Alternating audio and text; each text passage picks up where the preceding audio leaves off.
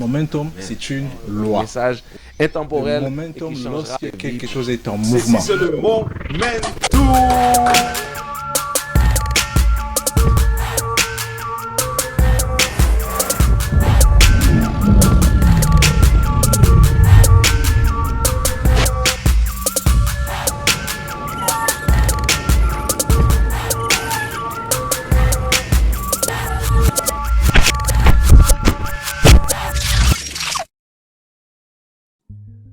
Bienvenue et merci à tous d'être là.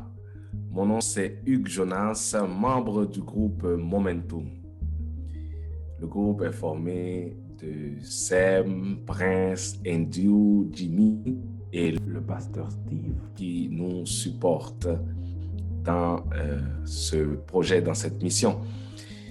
Momentum est un regroupement de jeunes chrétiens qui sont conscients du temps et du changement et restent en communion avec Jésus-Christ. Nous sommes déterminés à mettre nos dons et nos talents au service des gens. Voilà ce que nous faisons aujourd'hui. Donc, le thème d'aujourd'hui, c'est pourquoi prier. Pourquoi prier? Le thème du podcast, c'est pourquoi prier. 3 questions nous aideront à exposer ce thème aujourd'hui. La première, c'est quoi la prière? La deuxième, quels sont les composants de la prière?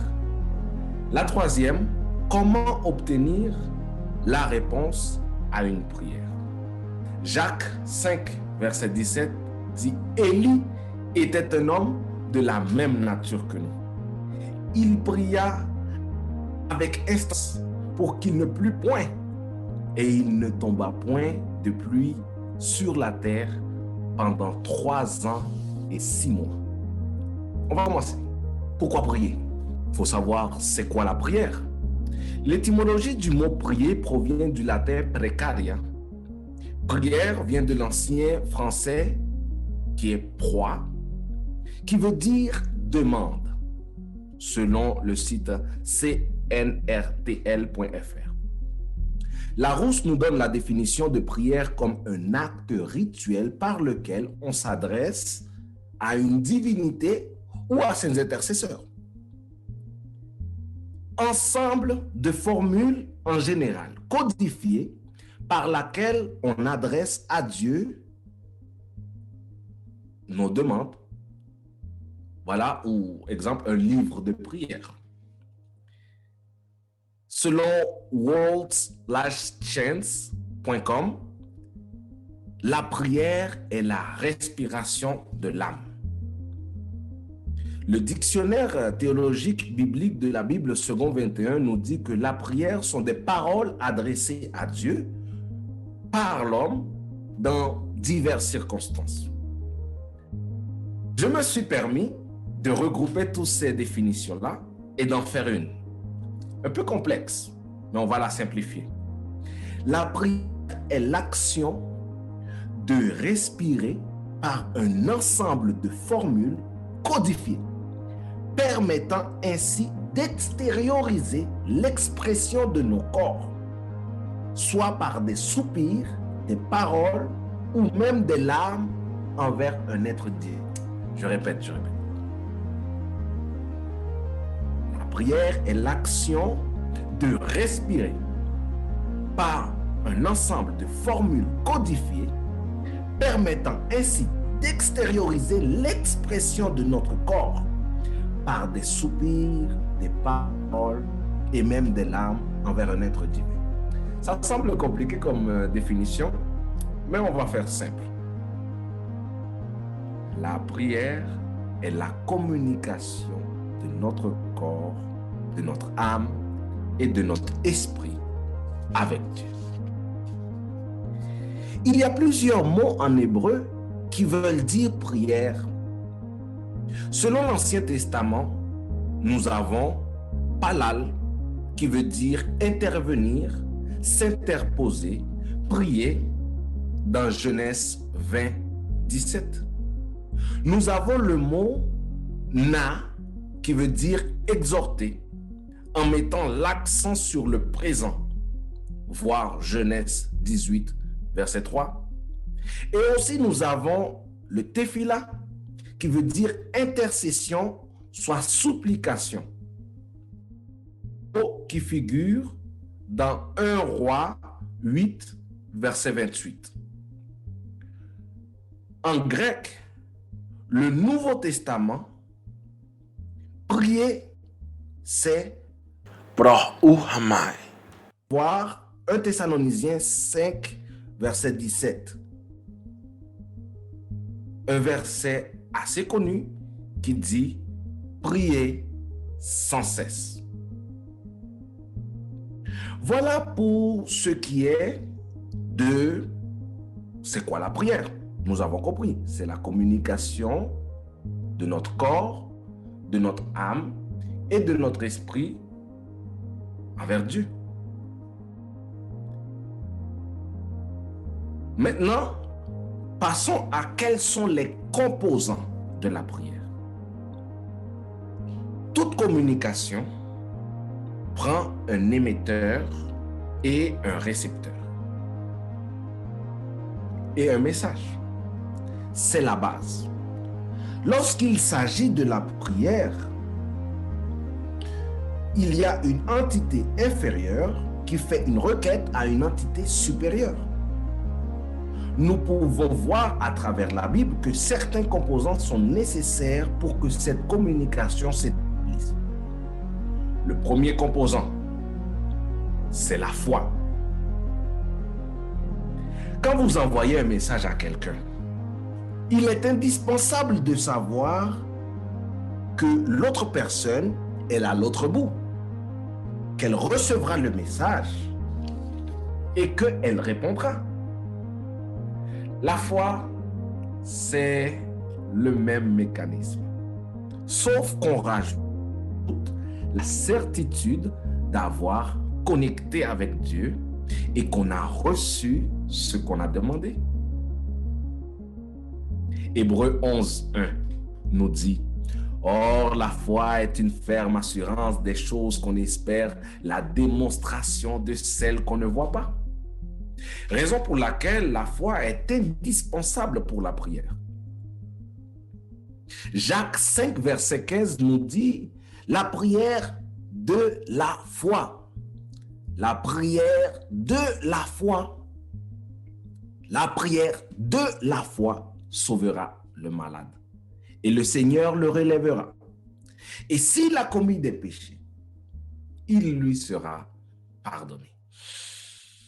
Un autre verset qui montre l'importance capitale de la foi pour connecter avec Dieu lorsque nous prions. Le deuxième composant de la prière, c'est la justice.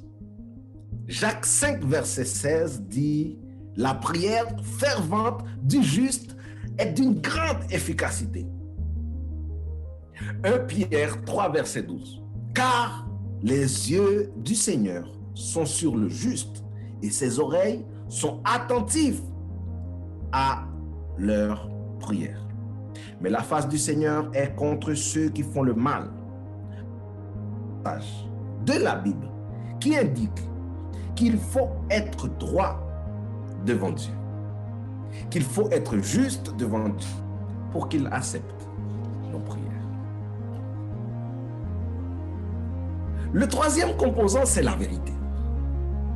Quelque chose de très important. Il ne sert à rien d'approcher Dieu pour prier si nous savons que dans notre cœur ou que notre cœur est rempli de mensonges. Matthieu 6, versets 7 et 8 nous dit ainsi. On va rechercher pour vous. Matthieu 6, versets 7 et 8. Matthieu 6, versets 7 et 8 nous dit « En priant, ne multipliez pas des vaines paroles, comme les païens qui s'imaginent qu'à force des paroles, ils seront exaucés. Ne leur ressemblez pas, car votre Père sait de quoi vous avez besoin, avant que vous le lui demandiez. Ce qui veut dire que Dieu sait ce qu'il y a dans notre cœur. Il connaît les vérités cachées. C'est ce dont nous avons réellement besoin. Le quatrième composant, c'est l'esprit. Jean 4, verset 24 dit « Dieu est esprit et il faut que ceux qui l'adorent en esprit et en vérité. »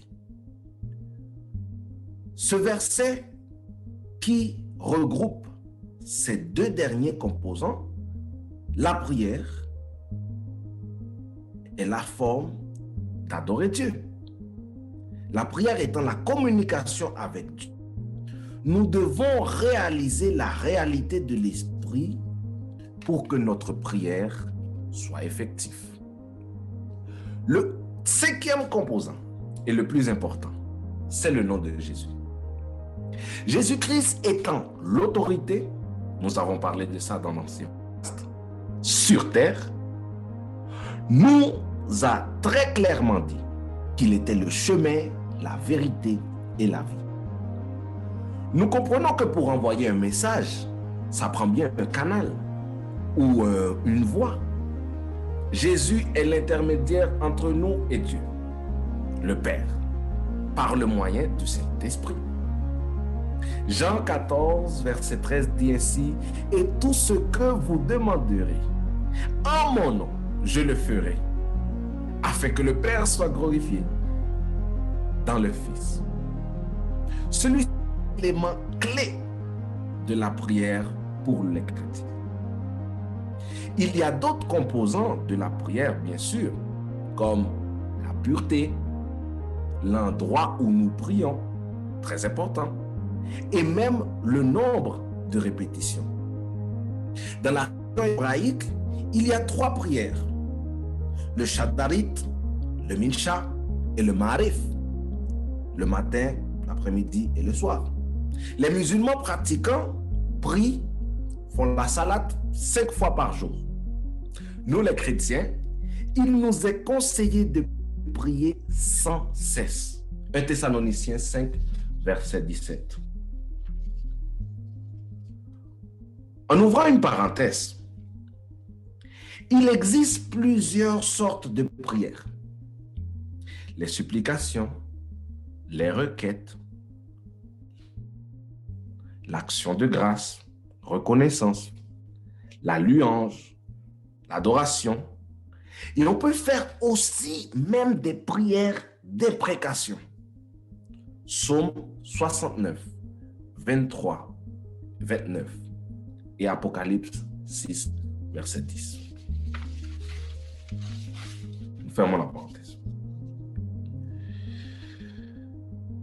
Notre troisième question est comment obtenir la réponse à nos prières. Et ça, c'est très important parce que le thème du podcast, pourquoi prier?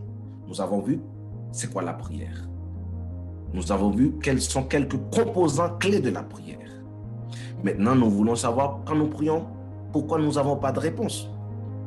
Dans la vie, il peut y avoir des situations qui nous dépassent, des événements auxquels on ne peut pas trouver de solution. Notre premier réflexe va être d'essayer ou d'épuiser tous les moyens pour résoudre nos situations par nous-mêmes. D'autres personnes vont tout simplement demander de l'aide, ce qui est très conseillé. Maintenant, lorsque nous sommes ouverts à la réalité de l'existence de Dieu, Dieu nous offre un moyen de surmonter ces épreuves, de trouver une direction et de savoir sa volonté pour nous. Tout cela par le moyen de la prière. 3 exemples de faits réels qui nous permettent de saisir ou de comment obtenir la réponse à nos prières. Le premier exemple, 1 Samuel 1, du 13 au 17. Anne, une femme stérile qui, dans le verset 15, nous indique elle répanda son âme devant l'Éternel. Elle a trouvé une faveur spéciale devant Dieu par la sincérité de sa demande. Deuxième exemple, Daniel 10,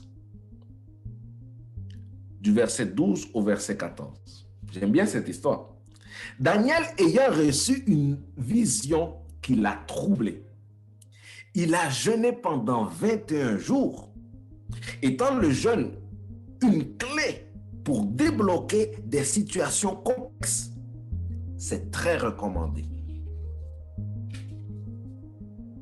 L'ange Gabriel, dans le verset 12, lui dit, lorsque Daniel eut dans son cœur de comprendre et de s'humilier devant Dieu, dès le premier jour de sa prière, elle était déjà entendue.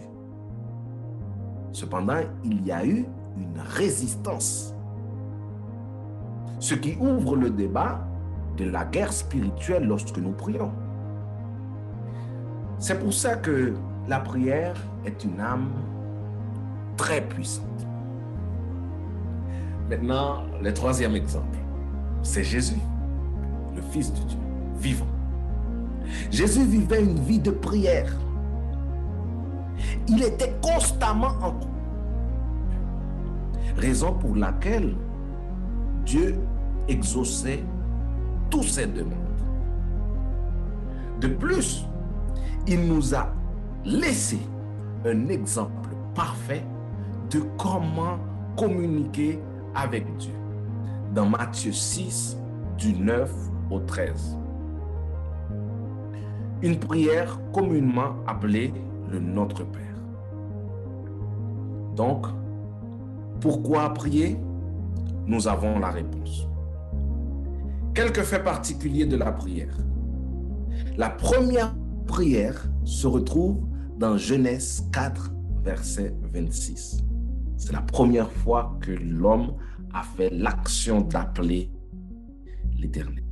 Lorsque nous prions, deuxième aspect, nous pouvons faire déplacer des anges pour venir à notre aide. Luc 22, 43.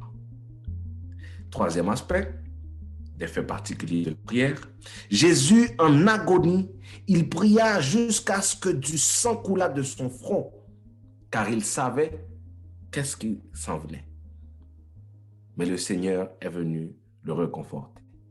Luc 22, 44. Ceci était donc le podcast « Pourquoi prier ?» Nous savons maintenant c'est quoi la prière. Nous avons les composants de la prière.